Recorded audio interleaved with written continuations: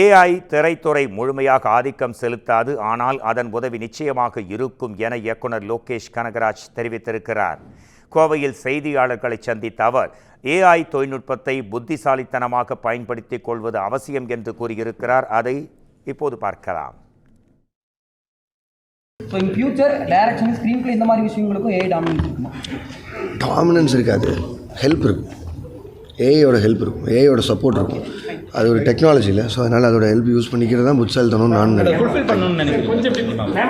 அது யூஸ் பண்ணுறவங்கள பொறுத்து. அது எல்லா டெக்னாலஜியுமே என்றைக்கு இருந்தாலும் முதல்ல வரும்போது நம்ம வெளியிலேருந்து பார்ப்போம், அதுக்கப்புறம் நம்மளே அது கூட அடாப்ட் ஆகிப்போம். அதை நம்ம எவ்வளோ யூஸ் பண்ணிக்கிறோம், என்ன பண்ணிக்க போகிறோங்கிறது நம்ம கையில் தான் இருக்குல்ல. ப்ரொடக்ஷன் ரீதியாக வந்து இப்போ ஈவன் வெற்றிமாறன் கூட இன்றைக்கி சொல்லியிருக்காரு, கருத்தியல் ரீதியாக ஏதாச்சும் ஒரு விஷயம் வந்து சொல்ல வரும்போது கேசஸ் போடுறது அந்த மாதிரி வந்துருக்கு.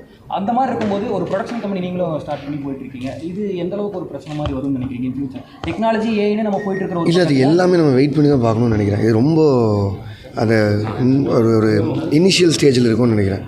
ஸோ நம்ம கொஞ்சம் வெயிட் பண்ணால் இது அடுத்த நடக்கும்னு நினைக்கிறேன். வெற்றிமாறன் சார் சொன்னது அவரோட கருத்து.